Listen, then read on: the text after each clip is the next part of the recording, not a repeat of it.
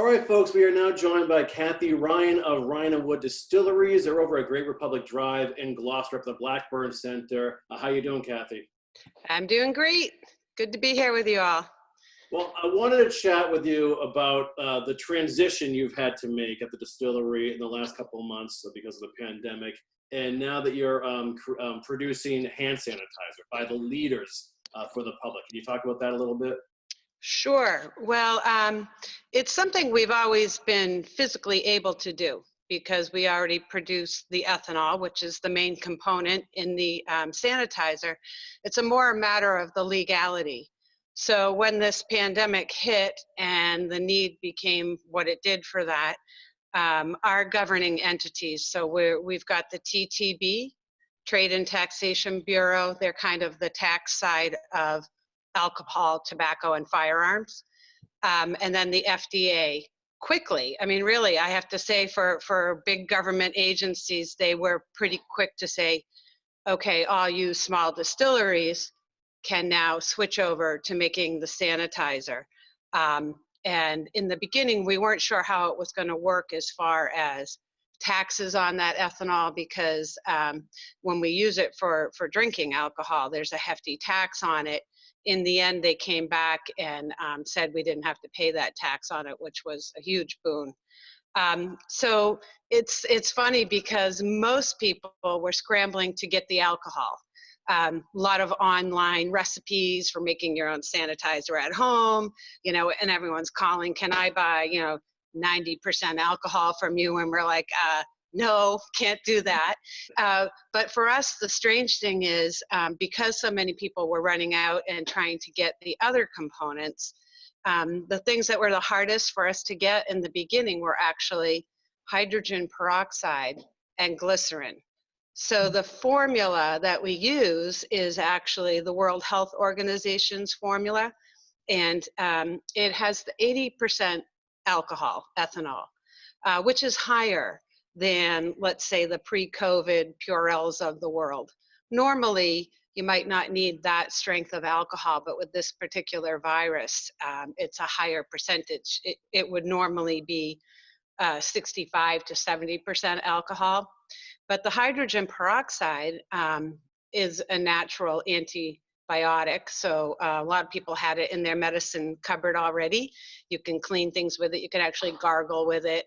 You don't want to drink it. And then the glycerin, the point of that is to keep that high alcohol and the hydrogen peroxide in contact with your skin long enough for those things to do their job before that alcohol, evaporates off. So what we make is, it's a rather liquid, thin hand sanitizer as opposed to the ones that have had gel added or the aloe. And that's because when you think of the World Health Organization, the formula that they're using, I mean, here we are in, a modernized United States, but this could be made out in the field in Africa somewhere, wherever people are, where there's a need for this. And so you want to make sure you're killing not just this virus, but bacteria, mold, anything else that might be there. So that's the formula that we're making. It is a liquid. Can show you the bottle here. It's actually in a liquor bottle, which is, what we had available, of course, in large quantities so that we could get it out there and roll it out, really pretty much overnight. So in the beginning, there were a lot of hiccups. We would have, we'd make a batch, we'd have it, we'd be trying to source those other products, we'd be out for a few days. And so it was people calling, people on the Facebook, do you have it, do you not? We've gotten to a point where we have a much more steady stream of availability. And so, I mean, if you got one of our early bottles, I mean, literally it had sort of a cut and paste label because word got out there before we had really had a chance to ramp up on, having some in stock. And the labels took, like everything, once anyone started ordering anything, they said, oh yeah, we'll send that out. Well, like a week later, you're still waiting for the labels or any component. So we were printing them on our printer and hand labeling them. And, closing the doors at 5 o'clock and working here till 11 o'clock, making the next batch and getting here in the morning at 7 a.m. and bottling because the demand was just so great. I'd love to say that the demand has gone down. It might not be as frenetic as it was in the beginning, but sadly, the need is still there. And so in the beginning, when we were allowed to transition to doing this, I think they set a date of June 1st for the small distilleries to be able to do this. Unfortunately, they have now extended that till December. Wow. So I think that the government sees that the need for this is going to continue for a while.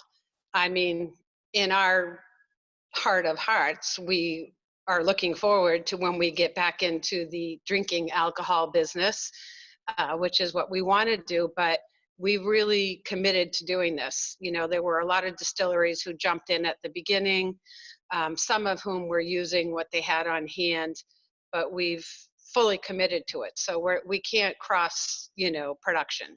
We're not we're not making drinking alcohol right now. We of course have lots of barrel aged product and things on hand, and we had a good supply. So, and those are still available.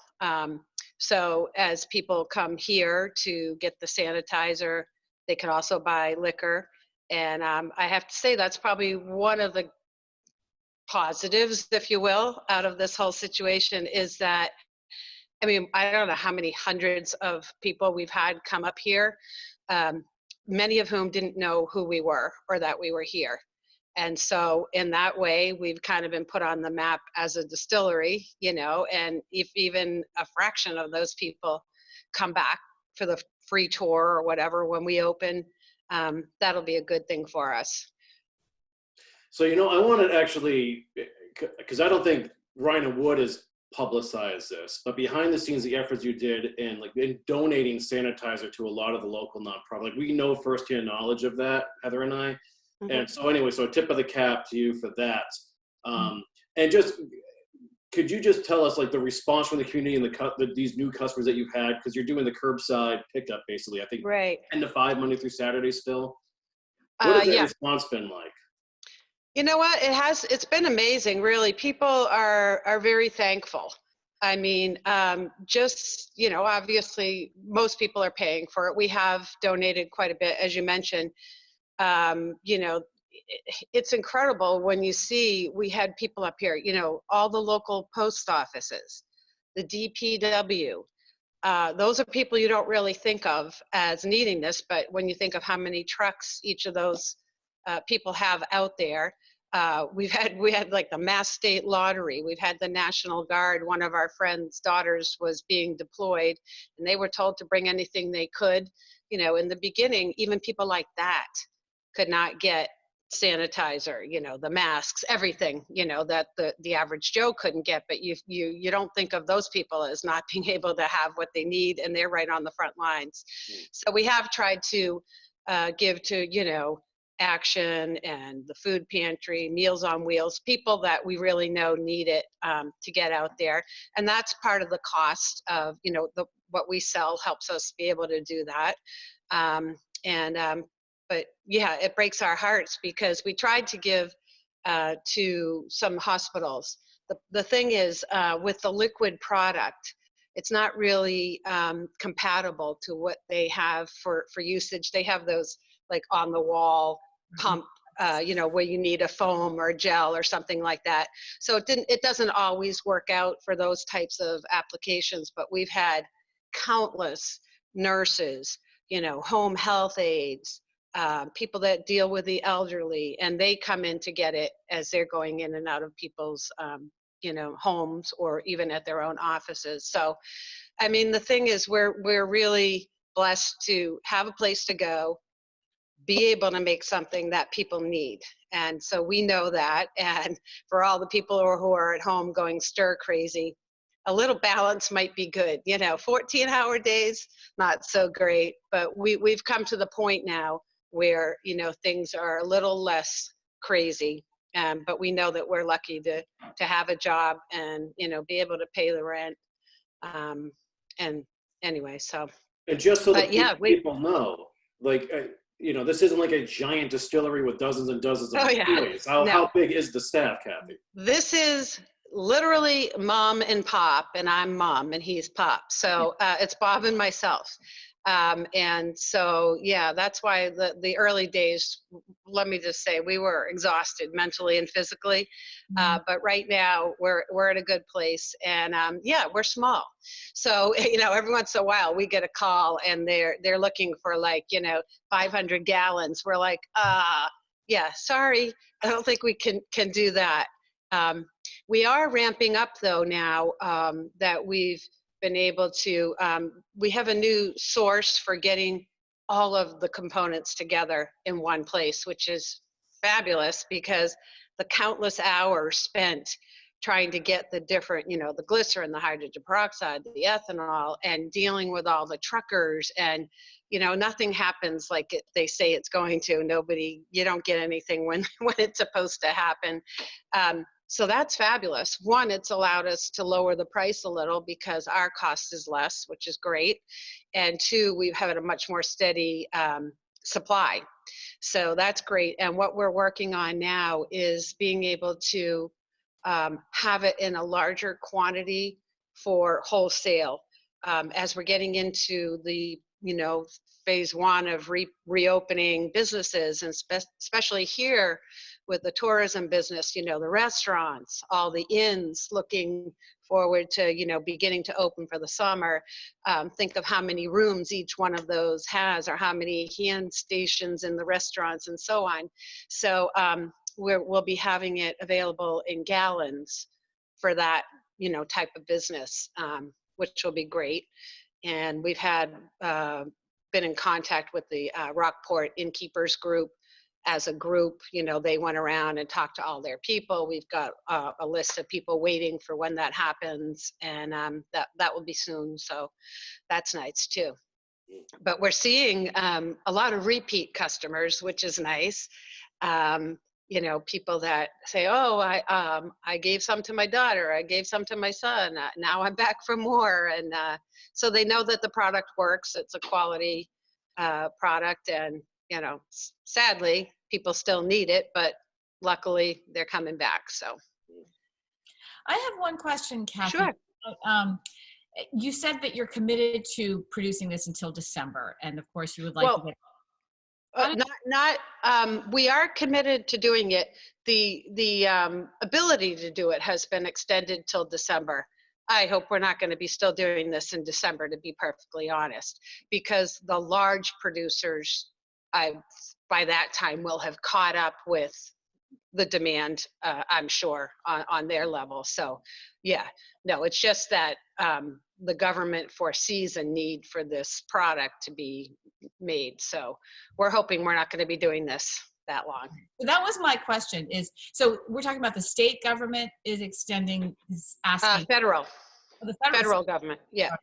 So they're the ones who, could you just talk about that coordination, how that, how you learned about it, and how I understand that the FDA helped out, but could you just. Right, yeah, I mean, honestly, it's like, I'm sure with you guys, every day it seems like there's an update on what you can do, what your label has to say, what the components need to be.